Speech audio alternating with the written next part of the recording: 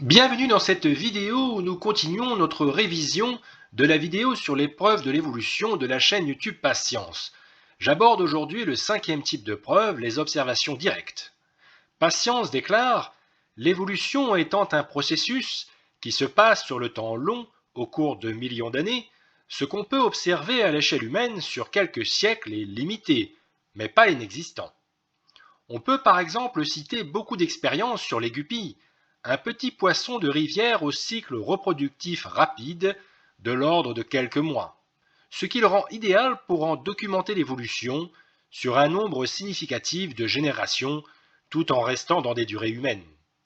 À l'état naturel, on constate que dans les populations de guppies, où la prédation est élevée, les mâles sont très peu colorés. Ils exhibent cependant des couleurs nettement plus vives dans l'environnement où la prédation est faible. Lorsqu'on introduit des guppies peu colorées dans un environnement à faible prédation, on observe chez leurs descendants en quelques générations seulement le retour progressif de la couleur. Un nombre aussi réduit de générations ne permet pas d'illustrer l'apparition de nouveautés à la suite de mutations, mais en revanche met en lumière la sélection naturelle exercée ici par la pression des prédateurs et la sélection sexuelle des femelles, agissant sur des variations déjà présentes dans la population et menant au retour progressif de la couleur, une meilleure adaptation à leur environnement. Ce que montrent vraiment les expériences sur les guppies est que quand la prédation est forte, les mâles deviennent moins colorés. Quand la prédation est faible, les mâles redeviennent colorés. Le tout se passe en quelques générations seulement. Il ne s'agit donc pas de l'apparition de nouvelles structures ou de nouveaux gènes, c'est un changement réversible, basé sur des variations déjà présentes dans le patrimoine génétique. Pascience y voit la démonstration directe de la sélection naturelle en action. Pour lui, c'est une micro-évolution observable, qui illustre les mécanismes de la grande évolution sur le long terme. Cependant, il reconnaît qu'aucune nouveauté génétique n'apparaît ici.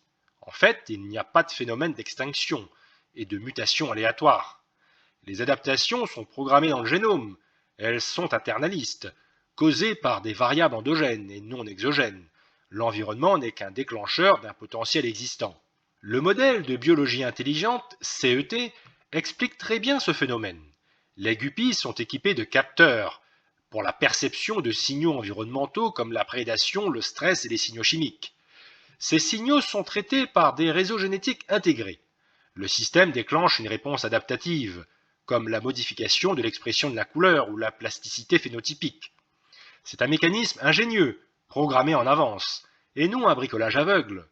De plus, la réversibilité rapide montre que ce n'est pas une évolution directionnelle aléatoire, mais une plasticité intégrée. Un gène cassé ou modifié n'est pas censé revenir à l'état initial.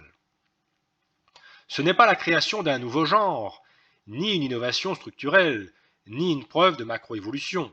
C'est un exemple de variation intra-espèce, de la même nature que les phénotypes du papillon Biston betularia, qui selon la pollution peut être clair ou sombre, ou la variation de plumage chez certains oiseaux selon l'environnement.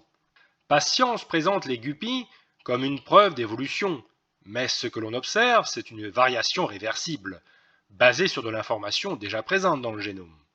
Quand il y a des prédateurs, les guppies deviennent ternes. Quand il n'y en a plus, ils redeviennent colorés. C'est exactement ce que prévoit le modèle CET. L'organisme capte un signal environnemental, le traite et fournit une réponse rapide et ingénieuse. Ce n'est pas l'apparition d'un nouveau gène, mais l'expression d'un programme déjà intégré, une démonstration de design adaptatif. En fait, c'est une démonstration de la rapidité des adaptations, de la spéciation qui est intervenue après le déluge. La sélection naturelle et la mutation aléatoire sont réfutées dans l'exemple des guppies. Il n'y a ni extinction, ni phénomène contingent dans le génome, que des mécanismes ciblés, finalistes et intelligents. La macroévolution, quant à elle, n'est même pas effleurée dans cet exemple. Les guppies restent des guppies. L'extrapolation a ses limites, et le génome est limité dans ce qu'il peut faire. Un cheval reste un cheval, un trilobite un trilobite, un reptile. Certes, on a une variété de chevaux, de trilobites et de reptiles, dans le présent ou dans le registre fossile, mais jamais ces derniers ne se transforment en une autre forme fondamentale. Pascience parle ensuite de l'expérience de Lenski. Les cycles reproductifs étant encore plus rapides, dans le monde microscopique, On peut observer encore plus convaincant avec des bactéries, comme dans l'expérience de Lenski, ayant étudié sur plus de 30 ans, soit environ 80 000 générations, la bactérie E. coli dans un environnement contrôlé. On a ainsi documenté une augmentation de la fitness au fil du temps, c'est-à-dire de l'adaptation. Comment définir et mesurer ceci? C'est assez simple. On regarde des spécimens à différents stades de l'expérience, on les introduit avec le spécimen de référence dans un environnement vierge, et on regarde au bout d'une certaine durée, disons 24 heures, le plus prolifique. L'environnement expérimental étant différent de l'environnement naturel, l'espèce sauvage pouvait largement s'améliorer. Et c'est bien ce qui a été constaté. Au bout de 33 000 générations, on a même été témoin d'un gain de fonction dans certaines des populations test. Des mutations ont entraîné la duplication du gène codant une protéine d'import du citrate, le déplaçant d'une zone normalement inactive vers une région active du génome, permettant ainsi à la bactérie d'utiliser le citrate comme source supplémentaire de matière et d'énergie. En résumé, l'expérience de Lenski est la constatation directe que la marche aléatoire des mutations, combinée à la sélection naturelle, peut mener à l'augmentation de l'adaptation et à la découverte de nouvelles fonctions. Depuis 1988, 12 populations d'E. coli sont élevées dans un environnement riche en glucose mais pauvre en nutriments secondaires. On appelle cette expérience E. coli Long-Term Evolution Experiment. Les évolutionnistes revendiquent une augmentation de la fitness, une meilleure croissance dans cet environnement artificiel, une apparition de diverses mutations avantageuses, perte ou modification de gènes existants, que vers la 33 millième génération, dans une seule des 12 lignées, il y a apparition d'une capacité inhabituelle, le fait d'utiliser le citrate en conditions aérobies, car normalement E. coli ne le fait pas. Pour l'évolutionniste, la chose est présentée de la manière suivante. La bactérie a gagné une nouvelle fonction, utiliser le citrate, et cela montre que les mutations aléatoires, plus sélection naturelle, peuvent générer de la nouveauté fonctionnelle. Lenski lui-même a présenté cela comme un exemple de macroévolution en laboratoire, une innovation clé qui change l'écologie de la bactérie. La réponse créationniste est premièrement qu'on a toujours des E. coli après 80 000 générations. On n'a pas de nouvelle espèce, ni une structure biologique complexe inédite. C'est plus que parlant. Par exemple, entre l'ancêtre évolutionnaire simiesque hypothétique des hommes et des chimpanzés, et les premières traces d'hommes comme Homo erectus, Néandertal et Denisovan, des hommes tout aussi modernes que nous selon les créationnistes, il y a à peine 2 millions d'années, selon le référentiel évolutif, soit l'équivalent de 100 000 générations, et encore, c'est en ignorant les artefacts humains qui resserrent encore ce gap. Cela permet de voir, avant même qu'on nuance les expériences de Lenski, qu'on est très loin de faire le travail théorique de l'évolution. Le gain revendiqué par Lenski et repris par Cabaret est en fait une redirection, car le gène d'import du citrate existait déjà. Une mutation de duplication plus repositionnement a désinhibé un transporteur préexistant, permettant son expression en conditions aérobies. Ce n'est pas une nouvelle invention moléculaire, mais une réutilisation mal régulée d'un outil déjà là. Les autres mutations documentées dans l'expérience sont souvent des pertes ou dégradations de fonctions qui confèrent un avantage immédiat dans ce milieu artificiel, comme avec la perte d'enzymes coûteuses quand elles ne servent pas. Comme le dit Michael B., la plupart des gains de fitness se font via des mutations réductrices. On s'adapte mieux en perdant des capacités superflues dans cet environnement réduit, mais au prix d'une régression génétique. Le cas du citrate peut être compris comme un mécanisme adaptatif. Le génome avait déjà les gènes nécessaires.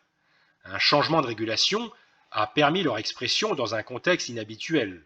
C'est exactement le type de plasticité prédite par le modèle CET. Un capteur pour la pression nutritive, le traitement par la modification génétique et régulationnelle, et la réponse par la réutilisation d'un transporteur existant. Scott Minich de l'université de l'Idaho a répété l'expérience dans d'autres conditions. Il a obtenu la même mutation en quelques semaines, pas en 30 000 générations. La conclusion est que ce n'est pas un événement rare et historique, mais une réponse banale et répétable sous certaines conditions. Des microbiologistes séculiers ont confirmé que la notion de contingence historique est largement surjouée. Après 80 000 générations, Lenski a toujours des E. coli. Les mutations observées dans l'expérience de Lenski, citrate inclus, sont limitées et répétitives. E. coli n'a pas inventé de nouvelles fonctions radicales, mais seulement dérégulé un transporteur déjà présent. Les innovations sont soit des pertes de fonctions, soit des dérégulations de gènes préexistants. Cela illustre l'adaptation, la microvariation et pas la macroévolution. Le modèle CET explique ces résultats sans invoquer un hasard créateur. Les bactéries sont équipées de systèmes adaptatifs intégrés, leur permettant de survivre dans des environnements changeants. Loin d'illustrer une créativité évolutive illimitée, l'expérience montre que la plasticité d'E. coli est étroite et contrainte. Deux articles de Michael Behe réfutent l'interprétation évolutive de l'expérience de Lenski. Le deuxième article documente que des chercheurs ont suivi le mutant citrate pendant 2500 générations supplémentaires, dans un environnement avec citrate seul ou citrate plus glucose. Les résultats génétiques montrent des mutations dominées par insertion, délétion et transposition d'éléments mobiles. Des dizaines de gènes sont perdus et la majorité des mutations sont dégradatives. Le constat est inquiétant, car on observe une mortalité croissante. Les bactéries mutantes montrent une forte mortalité cellulaire. L'ancêtre de l'expérience avait environ 10% de cellules mortes, à la 33 millième génération on a environ 30% de cellules mortes, à 50 000 générations 40%, et dans certaines conditions, avec seulement de la citrate, plus de 50% de mortalité. Les mutants se sont adaptés en partie en cannibalisant les cellules mortes avec des mutations dans les gènes du métabolisme des acides gras. En clair, l'évolution a mené à des bactéries plus fragiles qui survivent en mangeant leurs cadavres. Le seul cas présenté comme un gain de fonction avec le citrate se révèle être un processus destructeur à long terme. La capacité citrate n'a pas inversé la tendance générale. Les bactéries de l'expérience accumulent surtout des mutations de perte de fonction. Michael Behe déclare « Le seul résultat qui semblait au premier abord indiquer une voie nouvelle s'est transformé en une spectaculaire dévolution. Grâce au travail de Lenski, nous pouvons désormais être certains que, comme les E. coli mangeurs de citrate, la théorie darwinienne elle-même est en spirale de mort. » L'expérience de Lenski, loin de montrer la créativité de l'évolution, révèle que le mécanisme darwinien mène surtout à l'appauvrissement génétique et à des populations dégénérées. Ce même processus, envisagé pour tous les organismes, démontre la théorie de John Sanford sur l'entropie génétique. Si l'humanité était vieille de dizaines de milliers de générations, elle serait dans l'état calamiteux de la bactérie E. coli, voire éteinte.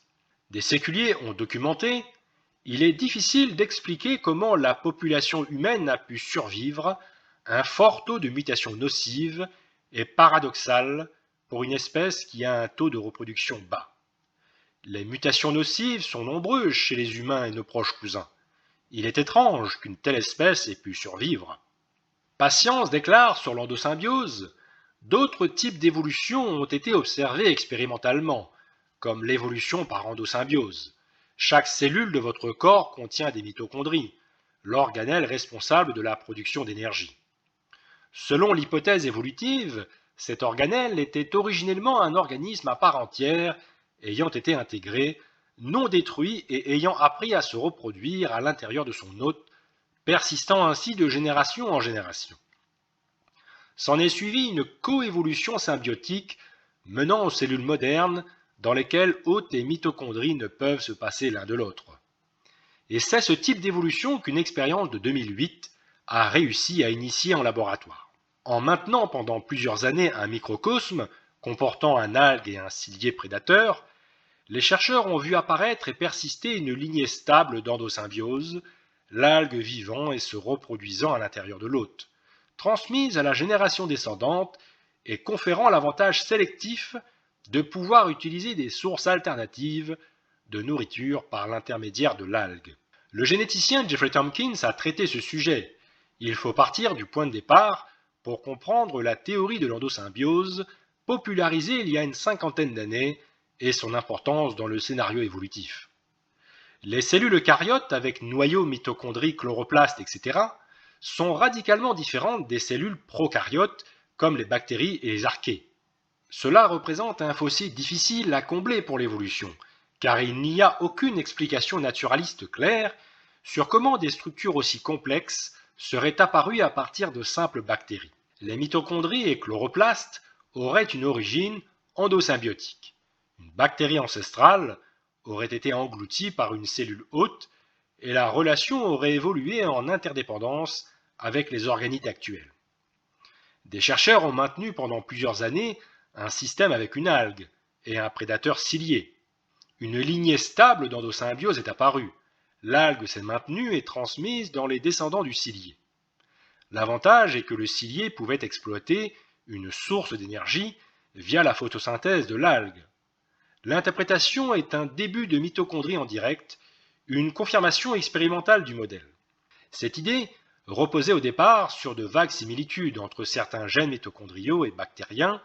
Avec le séquençage massif des génomes, la situation s'est compliquée pour la théorie. Seulement 10 à 20% des protéines mitochondriales montrent une parenté solide avec les alpha-protéobactéries, les supposés ancêtres. La grande majorité des protéines mitochondriales sont sans équivalent bactérien clair. Il y a donc peu de preuves directes d'un héritage bactérien. Même les eucaryotes unicellulaires primitifs, comme les levures et les protozoaires, ont déjà des mitochondries aussi complexes que chez les plantes et animaux. Un évolutionniste, Gray en 2015, admet que le dernier ancêtre mitochondrial commun, LMCA, était déjà aussi complexe que les mitochondries modernes. Cela suggère qu'il n'y a aucune trace d'un processus graduel d'intégration. Les gènes nécessaires au fonctionnement des mitochondries sont propres à chaque type d'organisme. On observe des similarités, mais celles-ci peuvent être expliquées par un principe d'ingénierie de réutilisation de code, comme un programmeur réutilise des modules pour des fonctions analogues. Les mitochondries apparaissent donc comme des systèmes intégrés dès l'origine et non comme des bricolages de symbiose aléatoires. Les données modernes affaiblissent fortement la théorie de l'endosymbiose. Il n'y a pas de preuve génétique solide d'un ancêtre bactérien des mitochondries. Il n'y a pas de séquence évolutive progressive. Les mitochondries apparaissent déjà complexes et complètes dans tous les organismes. La réponse critique est qu'il n'y a pas de nouveauté génétique radicale. L'algue et le cilié avaient déjà leur génome complet. Aucune innovation moléculaire majeure n'est apparue. C'est une association écologique, pas une création d'organites. Rien n'indique que l'algue serait en train de transférer son ADN à l'hôte, ni de perdre son autonomie, condition essentielle de la théorie endosymbiotique. C'est un exemple de symbiose, et pas d'évolution organique.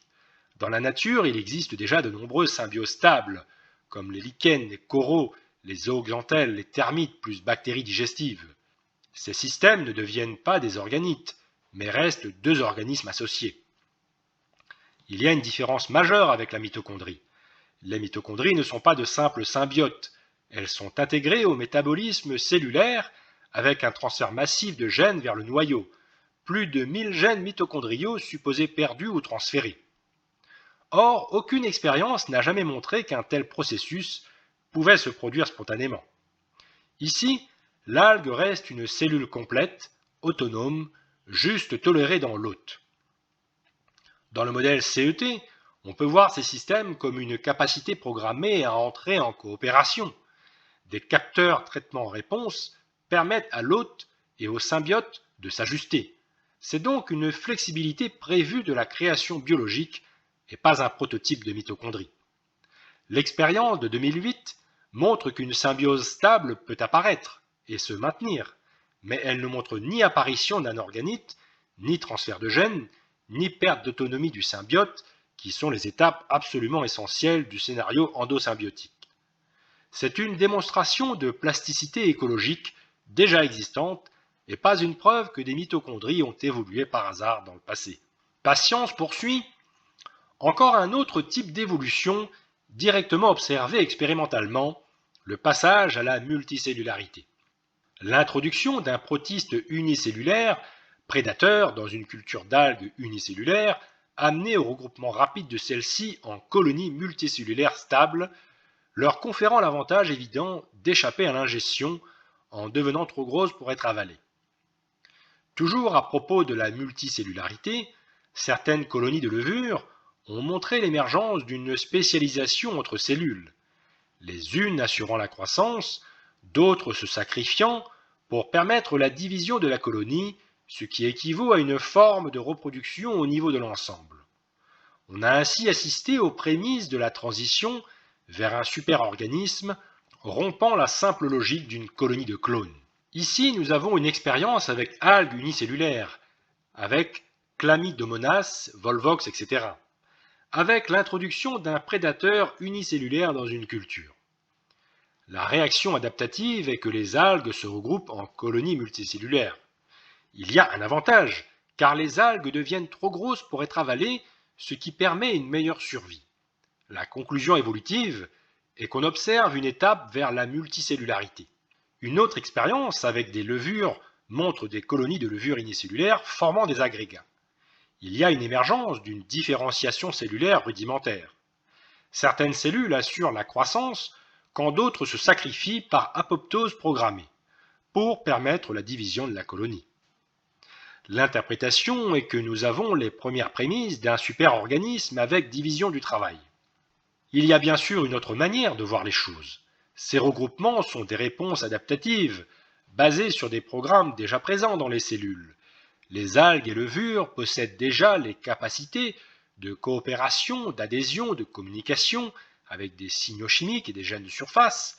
Ce n'est pas la création ex nihilo d'un nouveau système complexe, mais une utilisation d'outils existants dans un contexte différent. C'est comparable à un mode de plan B prévu pour survivre sous stress. Une colonie multicellulaire n'est pas un véritable organisme multicellulaire. Il n'y a pas d'intégration d'un système nerveux, circulatoire ou productif, pas de plan d'organisation. On observe des agrégats d'individus coopérants, mais pas une transition vers un métazoaire complexe. C'est comme comparer une fourmilière, une colonie d'individus coordonnés, avec un seul animal multicellulaire. Le sacrifice de certaines cellules dans les levures est une fonction déjà codée dans leur génome, avec des mécanismes d'autodestruction utilisés dans d'autres contextes. Ce n'est pas une invention, mais une réaffectation d'une fonction existante. Pour passer à un organisme multicellulaire vrai, il faudrait des cascades entières de régulation génétique nouvelles et pas seulement une apoptose déclenchée en contexte de stress. Après toutes ces expériences, on a encore des algues et des levures, il n'y a pas de création de nouveaux tissus, organes ou systèmes. L'argument évolutionniste que c'est le début de la transition repose sur une projection spéculative plutôt que sur les faits observés. Les expériences de multicellularité expérimentale montrent de la plasticité adaptative, une réponse au stress, la coopération, les colonies, de la réutilisation de mécanismes déjà codés avec l'adhésion cellulaire, l'apoptose et des signaux chimiques, mais aucune création de nouveaux gènes ou structures intégrées nécessaires à l'apparition d'un véritable organisme multicellulaire complexe. C'est une adaptation cohérente avec le modèle CET et non une preuve que des organismes unicellulaires simples pourraient évoluer en métazoaires. Patience, dans la plupart de ces observations, ne mentionne pas qu'il présente une interprétation des observations. Il n'y a pas de débat sur ce qui est observé, mais sur les conclusions qu'on en tire. Dans la vidéo suivante, nous étudierons la 6e preuve apportée dans cette vidéo sur les preuves de l'évolution avec les hiérarchies emboîtées.